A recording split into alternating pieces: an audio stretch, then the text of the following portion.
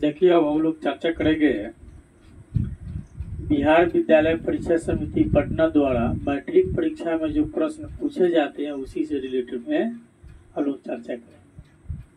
Subject Hindi का होगा। पहला प्रश्न हम लोग का कि कुशल व्यक्ति या सक्षम श्रमिक समाज का निर्माण करने के लिए क्या आवश्यक है। ठीक है ना। श्रम विभाजन पाठ से लिया गया है। लेखक इसके भीमराव अंबेडकर है। ठीक है। उसमें एक क्वेश्चन है कि कुशल व्यक्ति या सक्षम श्रमिक समाज का निर्माण करने के लिए क्या आवश्यक है। ठीक। तो कुशल व्यक्ति या सक्षम श्रमिक समाज का निर्माण करने के लिए यह आवश्यक है कि व्यक्ति की कार्य क्षमता को उस सीमा तक विकसित किया जाए कि वह अपना पेशा यानी कि काम स्वयं चुन सकता है। ठीक है। कुशल व्यक्ति या सक्षम श्रमिक समाज का निर्माण उसी स्थिति में संभव होगा जब लोग अपने पेशा को चुनने के लिए पूर्ण रूप से स्वतंत्र होंगे, उस पर किसी प्रकार की दबाव नहीं होगी। ठीक ना। अभी वर्तमान में जो है जातीयता दबाव होती है कि जो जिस जात के अंतर्गत जो आता है वह उसी कार्य को कर सकता है। इसलिए उस स्थिति में क्या होता है कि जरूरी नहीं है कि कारपेंटर का बच्चा जो है कि कारपेंटरी का काम ही करेगा या कारपेंटरी का काम करने में उसको मन लगेगा। ये दूसरी बात, यह जरूरी नहीं है कि ग्वाला का बच्चा जो है गाय पोस कर ही जीवन यापन कर सकता है। यह आवश्यक नहीं है। ठीक ना।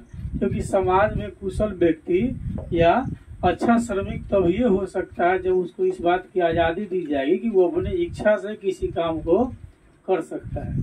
ठीक ना। यानी किसी काम को करने के लिए उसके ऊपर जबरदस्ती दबाव नहीं बनाया जा सकता। जबरन दबाव बना करके उससे किसी कार्य को नहीं कराया जा सकता। अगर हम मान लिया हम जबरन उस पर दबाव बनाते हैं लेकिन उसको उस बच्चा को वह कार्य करने की इच्छा नहीं हो तो फिर वह सफल नहीं हो पाएगा। ठीक ना। क्योंकि सफलता तभी मिलती है जब व्यक्ति किसी कार्य को अपने मन से, इच्छा से, दिल जान से करता है। हम जबरन किसी के ऊपर अगर दबाव बनाएंगे तो वह उस कार्य को नहीं कर सकता और उसमें उसको सफलता भी नहीं मिलेगी।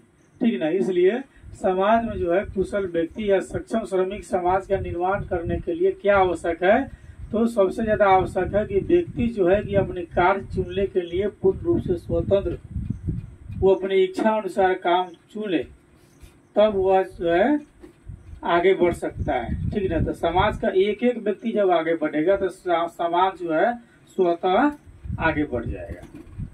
ठीक ना। इसलिए किसी व्यक्ति पर किसी प्रकार की कोई दबाव नहीं रहना चाहिए कि नहीं तुमको जातिगत अनुसार यही काम करना है।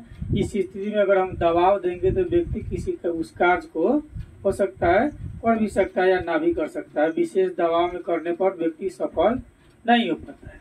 इसलिए यदि अगर समाज में कुशल व्यक्ति या सक्षम श्रमिक समाज का अगर हमको निर्माण करना होगा तो लोगों को अपने कार्य चुनने की आज़ादी देनी पड़ेगी। लोग जब अपना कार्य यानी कि श्रम खुद अपने इच्छा से जब चुन लेंगे, ठीक ना, और चुनने में स्वतंत्र होंगे तो वह बहुत आगे बढ़ेगा। ठीक ना। हम जबरदस्ती दबाव बनाकर अगर इससे किसी प्रकार की कार्य कराते हैं तो उसमें असफलता मिलने की ज्यादा उम्मीद है। दूसरा क्वेश्चन है मदन हक्का बक्का क्यों रह गया। ठीक ना। यह क्वेश्चन सेन साहब नहीं 20 के दांत कहानी से ली गई है, जिसमें मुख्य जो है भूमिका में सेन साहब है, उनका एक लड़का है खोखा, ठीक ना, जिसका नाम कासू है। ठीक ना। तो मदन हक्का बक्का क्यों रह गया। ठीक। तो कहानी के जब अंत में जब हम लोग देखते हैं तो मदन बार बार अपने पिता से पीटता था। थोड़ी सी भी गलती होती थी तो सेन साहब जो है मदन के पिता को उसको उड़ाना देते थे, यानी कंप्लेन करते थे, जिसके कारण मदन जो है बार बार अपने पिता के द्वारा पीटा जाता था। ठीक ना। तो मदन हक्का बक्का क्यों रह गया, आज इस पर चर्चा कर लीजिए। ठीक। तो खेलने के क्रम में एक दिन जब कासू ने मदन से झगड़ा कर लिया, झगड़ा हो गया लट्टू के लिए। ठीक ना। झगड़ा के कारण क्या था, एक लट्टू नचाने की बात थी। तो लंबी चौड़ी हो जाएगी। तो नॉर्मल हम लोग लिखे हैं कि खेलने के क्रम में एक दिन जब कासू ने मदन से झगड़ा किया तो झगड़े के क्रम में मदन ने कासू के 2 दांत तोड़ दिए। खेलने के क्रम में जब कासू ने मदन से झगड़ा किया तो झगड़े के क्रम में मदन ने कासू के 2 दांत तोड़ दिए, जिसके फलस्वरूप मदन काफी डर गया। झगड़े के बाद मदन क्या हो गया? डर गया। डर किस बात की थी? कि पिताजी इतना पीटेंगे जिसका कोई गिनती की तो बातें नहीं है। तो मदन काफी डर गया क्योंकि मदन के पिता उसे काफी पीटेंगे। डर किस बात की थी? तो पिता से मार खाने की। ठीक ना। मदन अपने पिता के क्रोध का भुक्तभोगी था, उसको पता था कि पिताजी कितना मारेंगे। वह बराबर अपने पिता से पीटता रहता था। वह अपने पिता के प्यार से वंचित था। उसको याद नहीं था कि पिताजी कभी प्यार से कुछ बोले हो या कुछ कहे हो।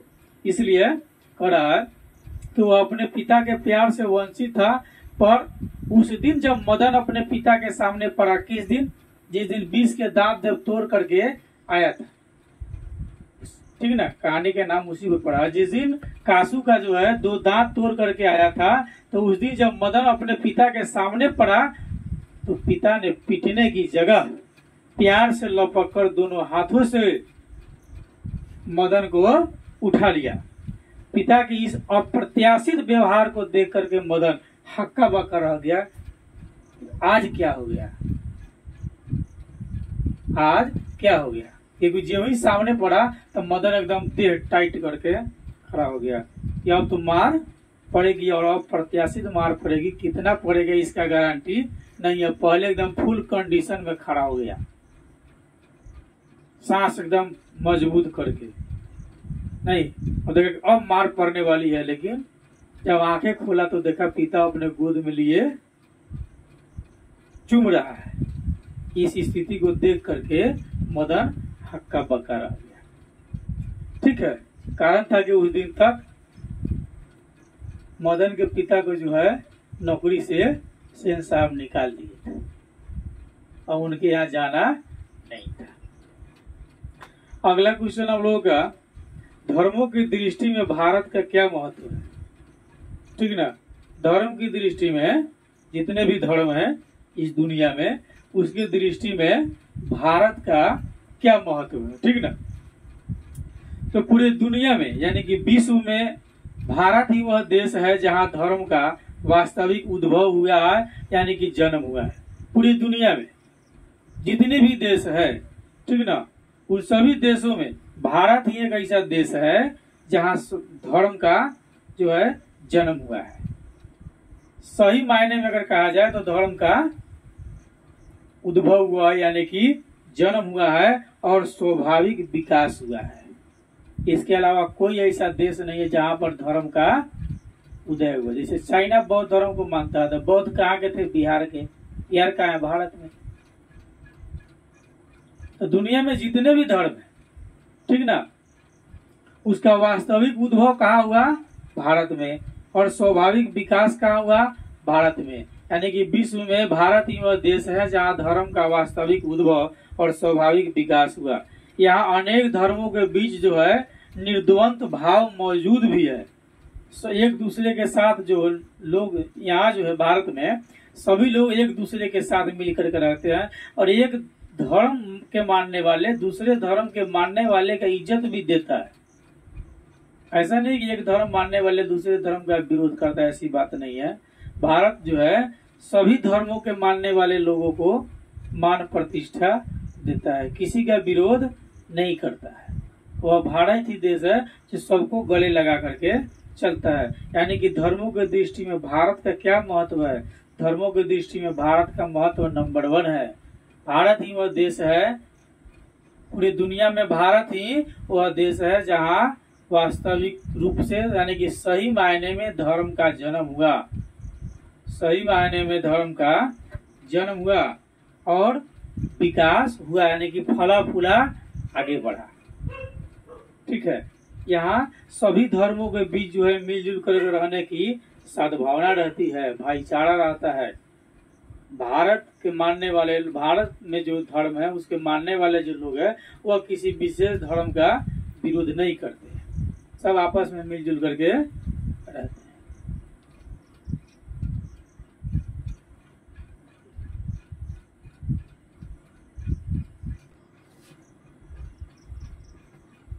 चार नंबर क्वेश्चन हम लोगों का है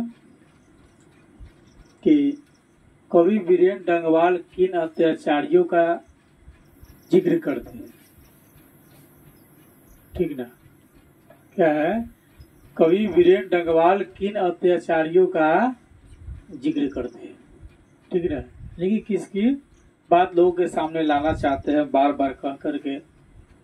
तो कवि सांप्रदायिक विद्वेष को आधार बनाकर जो है अपने स्वार्थ की पूर्ति के लिए अत्याचार करने वालों का जिक्र करता है।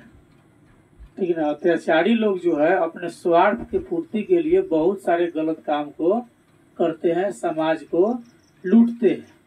ठीक ना, तो कवि वीरेंद्र डंगवाल जो है सांप्रदायिक विद्वेष को आधार बना करके और अपने स्वार्थ की पूर्ति के लिए अत्याचार करने वाले लोगों का जिक्र करते हैं। बड़े बड़े जो लोग जो होते हैं, ठीक ना, जैसे नेता इत्यादि को बात ले लीजिए, तो वो लोग सांप्रदायिक जो है झगड़ा विवाद फैला देता है। ठीक ना, और इसमें वो अपने वाहवाही करके वो खुद लूटता है और जनता को बर्बाद कर देता है। ठीक ना, यानी सांप्रदायिकता का मतलब जाति के आधार पर, धर्म के आधार पर लड़ा देना लोगों को सांप्रदायिकता कहलाता है। ठीक ना, तो कवि जो है किन अत्याचारी की बात करते हैं, जो सांप्रदायिकता के आधार पर समाज को लड़ाता है वह क्या है, अत्याचारी है। जो सांप्रदायिकता के आधार पर समाज को लड़ाता है क्या है, वह अत्याचारी है। तो कवि जो है उन अत्याचारियों की बात करता है, उन अत्याचारियों का जिक्र करता है। ठीक ना, और कवि अत्याचारियों का जिक्र जनता को इनके विरुद्ध जगाने के लिए करता है। जनता कहता है कि जागो, तुम्हारा कोई गलत उपयोग कर रहा है, लड़ तुम रहे हो और फायदा किसी और को मिल रहा है। ठीक ना, किसी को कवि जो है सांप्रदायिक विद्वेष को आधार बनाकर अपने स्वार्थ की पूर्ति के लिए अत्याचार करने वाले का जिक्र करता है, और कवि अत्याचारियों का जिक्र जनता को इनके विरुद्ध जगाने के लिए कर रहा है। कवि जनता को जगाने की बात करता है कि जागो, कि अत्याचारी तुम लोग को सांप्रदायिकता, जाति के आधार पर, धर्म के आधार पर, मजहब के आधार पर लड़ा रहा है और तुम लड़ रहे हो। इसका फायदा कौन उठा रहा है, नेता लोग। ठीक ना, तो वो लोग क्या है, अत्याचारी है। ठीक ना, कवि वीरेंद्र डंगवाल के नजर में जो सांप्रदायिकता के आधार पर जो विवाद कराते हैं, झगड़ा कराते हैं, वो क्या है, अत्याचारी है। ऐसा होता भी रहता है। अगला क्वेश्चन हम लोगों का, घर, शहर और देश के बाद कवि किन चीजों को बचाने की बात करता है और क्यों करता है। ठीक ना, घर को बचाना है, शहर को बचाना है, देश के बचाना है, और उसके बाद कवि किन किन चीजों की बचाने की बात करता है और क्यों करता है। ठीक ना, तो घर, शहर और देश के बाद कवि नदी, हवा, खाद्य पदार्थ, जंगल और मनुष्य को बचाने की बात करता है। ठीक ना, वह नदी को नाला हो जाने से बचाना चाहता है। ठीक ना, नदी को नाला हो जाने से बचाना चाहता है, क्योंकि नदी जो है भौम जल स्तर का जो पूर्ति करने का जो कार्य होता है, सबसे ज्यादा नदी से भौम जल स्तर की पूर्ति होती है। तो नदी धीरे धीरे जब घट जाएगा तो जमीन के अंदर पानी की पूर्ति कौन करेगा। चारों तरफ अगल बगल में आप देखिएगा जितना नाला उला था सब लोग उसको काट लिया, भर करके घर बना लिया। जहाँ से पानी निकलने का साधन था, पुलिया इत्यादि जो था, सबको लोग बंद कर दिया। तो भौम जल स्तर की पूर्ति कहाँ से होगी, होना तो संभव नहीं है। तो कवि जो है कहते हैं कि घर को भी बचाओ, शहर को भी बचाओ और देश को बचाओ, और उसके बाद नदी भी बचाओ, हवा को भी शुद्ध रखो और खाने की जो पदार्थ है उसको भी शुद्ध रखो, उसमें भी जहर मत मिलाओ, जंगल को भी बचाओ और जो बचे खुचे प्राणी है उसको भी बचाओ। तो घर, शहर और देश के बाद कवि नदी, हवा, खाद्य पदार्थ, जंगल और मनुष्य को बचाने की बात करता है। वह नदी को नाला हो जाने से बचाने की बात करता है। गंदी नालियों के पानी के नदी में गिरने से नदियां दिन प्रतिदिन क्या हो रही है, दूषित हो रही है। नदी का पानी अब पीने लायक नहीं रह जाएगा, उनका पानी पीने योग्य अब नहीं रहता है।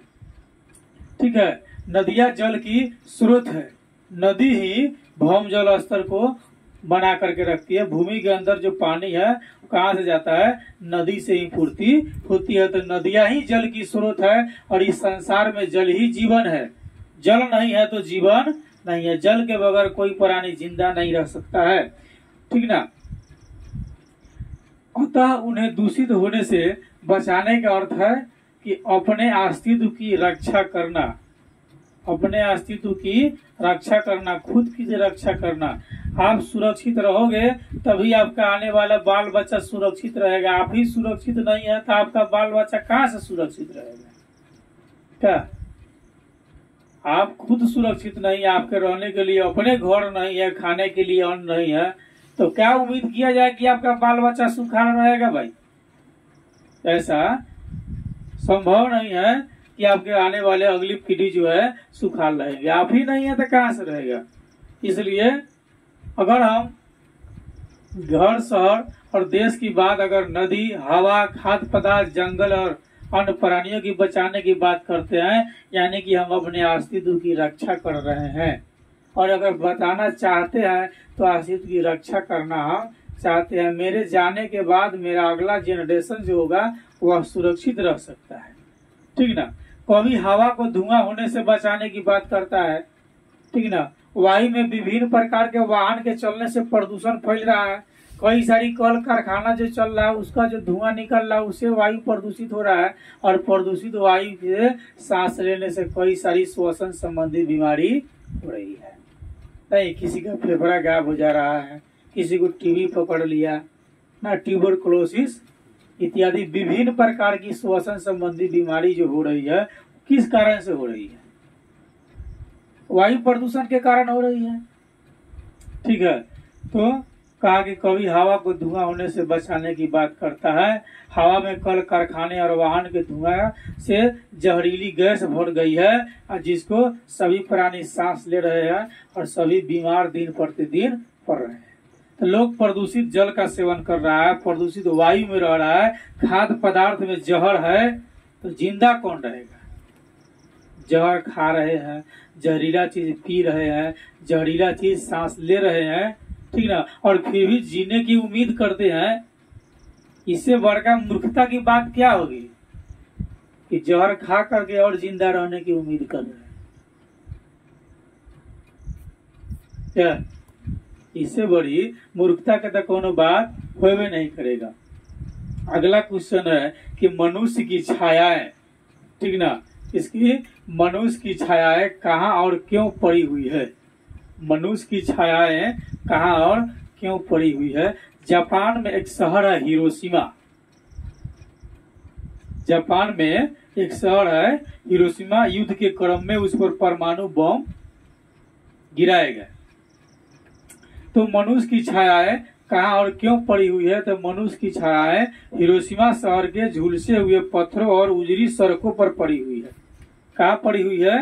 हिरोशिमा शहर के उजरे हुए, हिरोशिमा शहर के झुलसे हुए पत्थरों और उजरे सड़कों पर पड़ी हुई है, ठीक ना। हिरोशिमा शहर के बीचों बीच मानव निर्मित विध्वंसक परमाणु बम का सूरज बरस पड़ा। परमाणु बम कौन बनाया था? मानव। मानव निर्मित मतलब मानव ने बनाया था क्या? परमाणु बम। तो वही कहता है कि मानव निर्मित विध्वंसक परमाणु बम का सूरज बरस पड़ा, जिसकी आग में मानव जल करके भाप बन गया। ये छायाएं मानव जाति के गत कर्मों के विनाश का सबूत है कि जैसा मानव कर्म करेगा उसका एक दिन परिणाम निश्चित मिलेगा, ठीक ना। तो मनुष्य की छायाएं कहाँ और क्यों पड़ी हुई है? तो हिरोशिमा शहर में पड़ी हुई है। किस पर? झुलसे हुए पत्थरों पर और उजरी सड़कों पर पड़ी हुई है, जो आज भी मौजूद है। हिरोशिमा शहर के बीचों बीच क्या हुआ था? तो मानव निर्मित विध्वंसक परमाणु बम जो है सूरज के रूप में बरस गया, फूट गया। और परमाणु बम जब छूटता है लंबी अवधि तक उसका असर रहता है। एक ना 2-4 पुश्त तक वो बीमारी चलेगा, 1-2 पुश्त ना। तारो बढ़िया रही, तार बेटवो के बढ़िया रही, तार पोतवो के बढ़िया रही ना, और पोतवा तक वो बीमारी जो है परमाणु बम का असर रहेगा।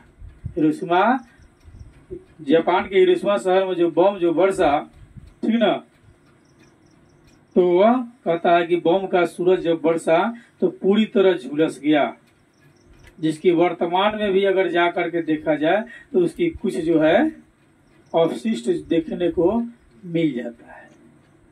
ठीक है, तो क्वेश्चन मनुष्य की छाया कहाँ और क्यों पड़ी हुई है? तो मनुष्य की छाया हिरोशिमा शहर में पड़ी हुई है। और क्यों पड़ी हुई है? क्योंकि मानव निर्मित विध्वंसक परमाणु बम का सूरज वहां बरस पड़ा, इसलिए पड़ा हुआ है। ठीक है, और ये छाया है मानव जाति के गत कर्मों के विनाश का सबूत है, जीता जागता है।